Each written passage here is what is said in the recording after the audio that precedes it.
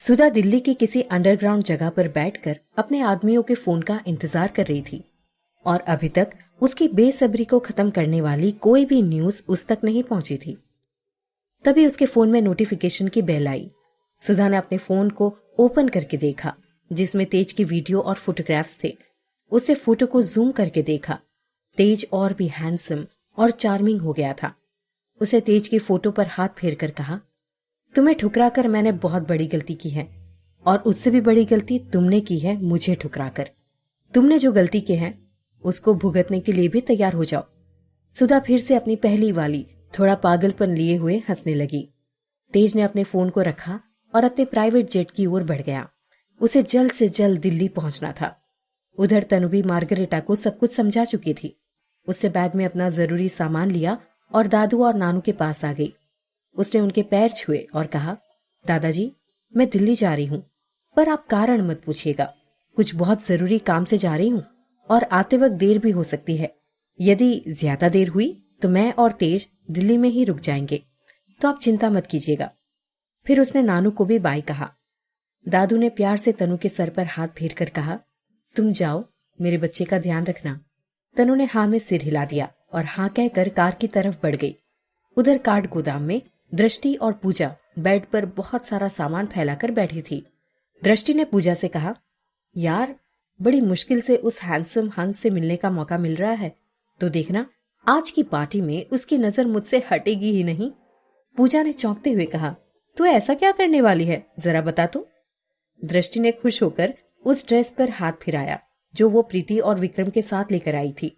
दृष्टि ने उस ड्रेस को देखते हुए फिर कहा, आज इसको पहनकर देखना, मैं तो एकदम सिंड्रेला लगूंगी और समीर मुझे देखकर पलके झपकाना भूल ना जाए तो कहना।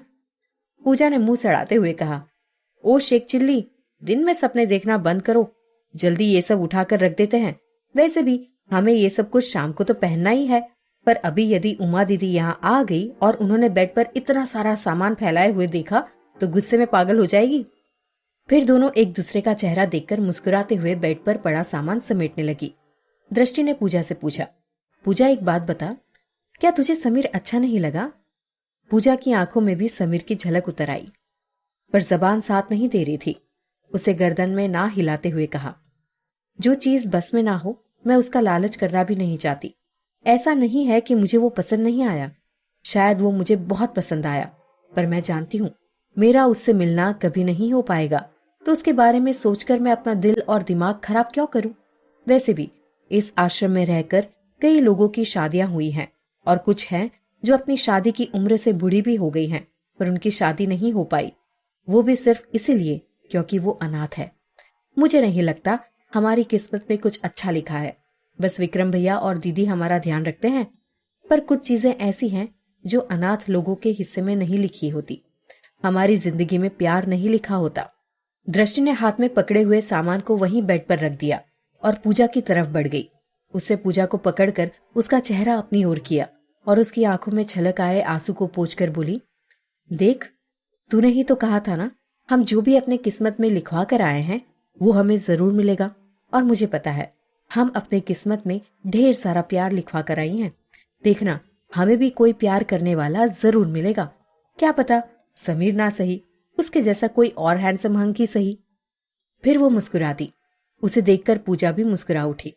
दृष्टि ने फिर अपनी ड्रेस की तरफ देखते हुए कहा, वैसे एक बात तो है, आज मैं उस समीर को इम्प्रेस करने की पूरी कोशिश करूंगी। क्या पता वही मेरी जिंदगी में लिखा हो। पूजा ने दृष्टि के चेहरे को देखा जो खुशी से दमक रहा था, पर न जाने क्यों दृष्टि के चेहरे की खुशी आज पूजा से सहन नहीं हो रही थी। उसने अपना चेहरा घुमाया और अपनी ड्रेस की तरफ देखने लगी। आज उसे अपनी ड्रेस जाने क्यों दृष्टि की ड्रेस से कमतर ही नजर आ रही थी। दृष्टि ने फिर घूमकर पूजा को देखा जो अपनी ड्रेस को देखे जा रही थी। दृष्टि ने मुस्कुराकर कहा, देखना, तू भी अपनी ड्रेस को पहनकर एकदम सिंड्रेला की बहन लगेगी, और क्या पता समीर मुझे छोड़कर तेरा हो जाए, इसलिए तू भी खूबसूरत लगने में कोई कमी मत छोड़ना। देख, समीर चाहे तेरा हो चाहे मेरा हो, हम दोनों में से एक उसकी साली जरूर बनेगी, और तुझे पता है ना, साली आधी घर वाली होती है। उसकी बात सुनकर दोनों ही जोर जोर से हंसने लगी। जहां दृष्टि की हंसी किसी भी जलन या धोखे से अनजान थी, वहीं पूजा की हंसी में अब हल्की सी जलन की परत दिखाई दे रही थी।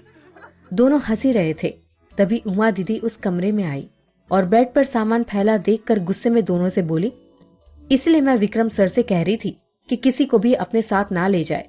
मुझे पता था अगर तुम दोनों लड़कियां वहां गई तो फिर तो पूरा आश्रम तुम्हारे जाने से पहले ही कचरा घर बन जाएगा।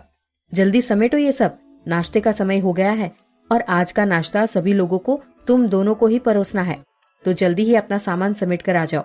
मैंने सोचा था जल्दी ही ऑफिस जाकर अपना प्रोजेक्ट का काम कंप्लीट करेंगे, पर जिस कमरे में जा रही हूँ वहाँ रहने वाले सब लोग आराम करते ही नजर आ रहे हैं।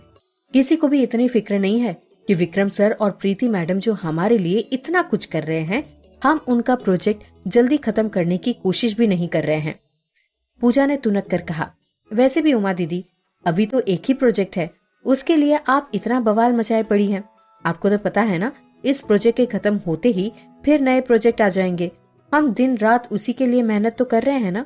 हमारे पास कहीं बाहर जाने के लिए ना समय होता है और ना ही हमारे लिए कुछ किया जा रहा है, तो हम भी ऐसे प्रोजेक्ट को दिल से क्यों करें। उमा दीदी का मुंह आश्चर्य से खुला का खुला ही रह गया। उन्होंने पूजा से चिल्लाकर कहा, तुम अपने दिल में इतना जहर लेकर बैठी हो, मैंने तो सोचा ही नहीं था।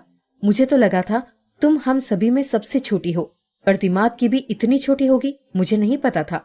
तुम्हें पता है, जब तुम 1 साल की भी नहीं थी, इस आश्रम के दरवाजे पर तुम्हें फटे हुए कपड़े के साथ कोई छोड़ गया था। तब बेबी पलक के नाना जी और पापा ने मिलकर आश्रम में तुम्हें अपनी बेटी और बहन की तरह रखा, और आज विक्रम सर और प्रीति मैडम हम सभी को अपने परिवार की तरह देखते हैं। कपड़े देखे हैं आपने?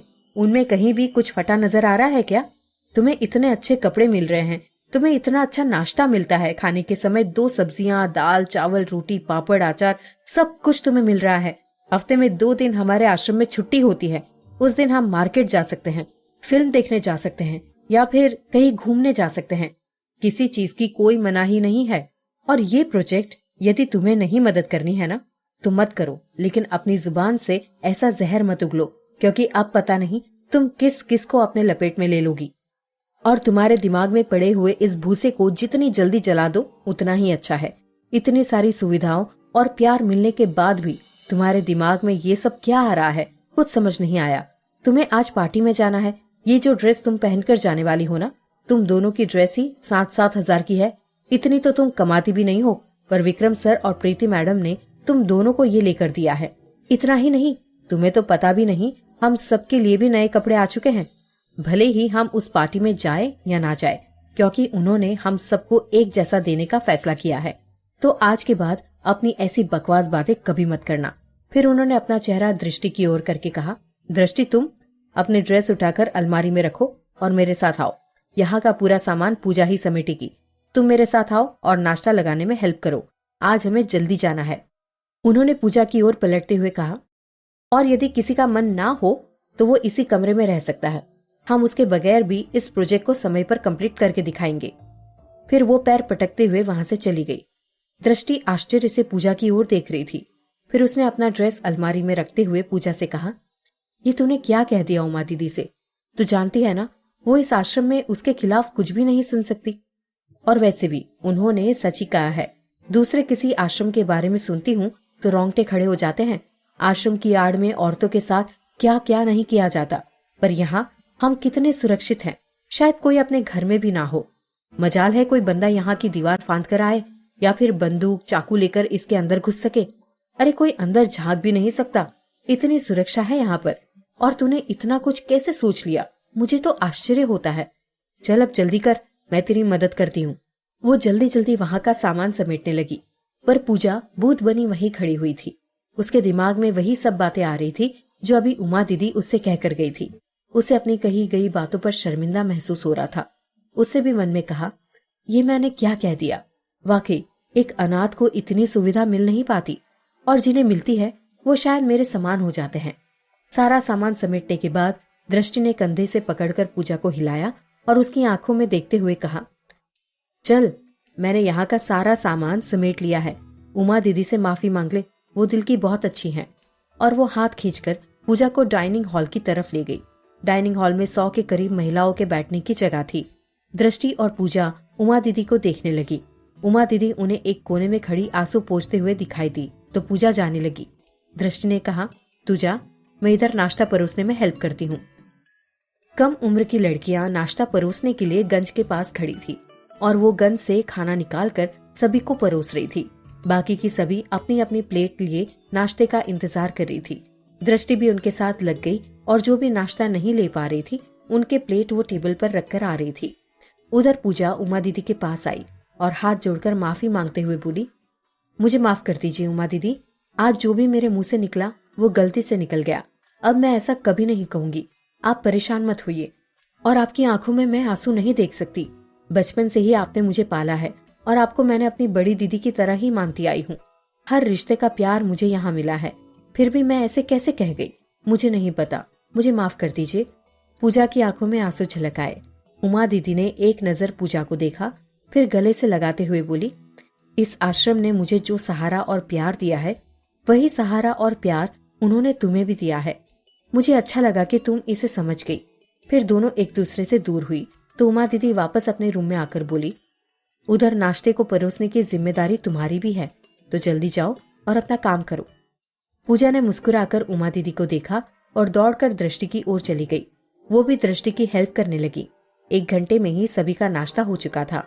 कुछ औरतें और लड़कियां फैली हुई चीजों को समेटने, बर्तन धोने आदि में लग गई और बाकी के लोग आश्रम के साथ लगे ऑफिस की ओर निकल गए, जहां उन्हें प्रोजेक्ट का काम करना था। आश्रम में खाना बनाने से लेकर संभालने की सभी जिम्मेदारियां सभी औरतों के बीच आपस में बटी हुई थी।